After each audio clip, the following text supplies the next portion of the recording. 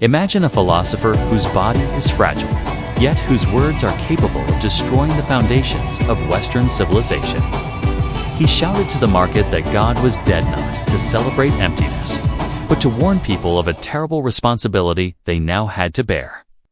However, the man who called for humans to be spent the rest of his life in the darkness of the soul. After hugging a wounded horse. This is the paradox of Friedrich Nietzsche, the killer of God, who became a victim of his own humanity. Friedrich Nietzsche, 1844 to 1900.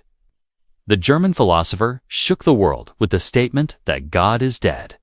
This is not a celebration of atheism, but rather a diagnosis of culture, religious authority, and traditional morality having collapsed in the modern era. Man is now free, but also thrown into a void of value. Meaning of God's death. This statement is a call for independence. Without absolute guidance, man must create his own values. Nietzsche warned of the dangers of nihilism, living without meaning, and encouraged humans to become Bermensch of the superior man, a figure who overcomes himself, creates meaning, and lives with creative desires. Nietzsche is the irony of walking. Behind the powerful writing, he lives with fragile physical and mental health.